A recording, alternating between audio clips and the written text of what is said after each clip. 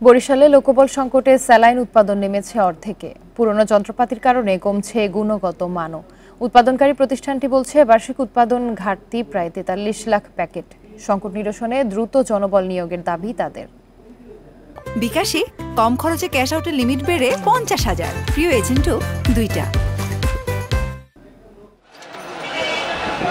Barishal Sherebangla medical college হাসপাতাল কম্পাউন্ডে ১৯৯৫ সালে চালু হয় খাবার স্যালাইন উৎপাদন ও সরবরাহ প্রতিষ্ঠান। এখান থেকে বরিশাল বিভাগের ৬ জেলা ছাড়াও মাদারীপুর, শরীয়তপুর ও গোপালগঞ্জে খাবার স্যালাইন সরবরাহ করে স্বাস্থ্য বিভাগ। শুরুতে ৭০ জন জনবল নিয়ে কাজ চললেও নানা কারণে লোকবল কমে বর্তমানে দাঁড়িয়েছে ৩৩ জনে। লোকবল সংকটে উৎপাদন নেমেছে অর্ধেকে। সংকটের মুখে চুক্তিতে নিয়োগপ্রাপ্ত ২২ কর্মী কাজ করছেন এখানে।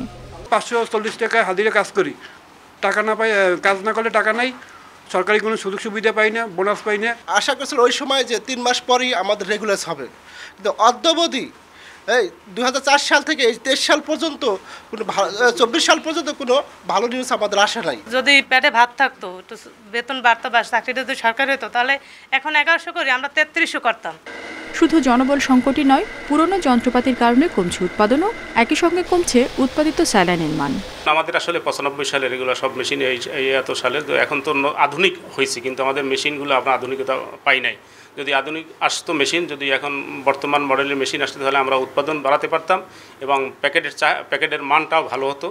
দীর্ঘদিন ধরে এই সমস্যা চলছে জানিয়ে প্রতিষ্ঠান সংশ্লিষ্টরা বলছেন, ঊর্ধ্বতন মহলে বারবার জানিয়েও ফল মেলেনি। অফিসের জনবল সংকট অত্যন্ত প্রকট।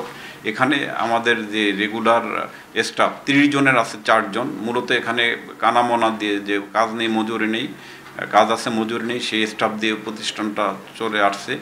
স্বাস্থ্য বিভাগের তথ্য মতে প্রতিষ্ঠানটি চালুর পর ৯ জেলায় বছরে প্রায় ৮৩ লাখ খাবার স্যালাইন সরবরাহ করা হলেও বর্তমানে উৎপাদন হচ্ছে সর্বোচ্চ ৪১ lakh packet saline. Independent news.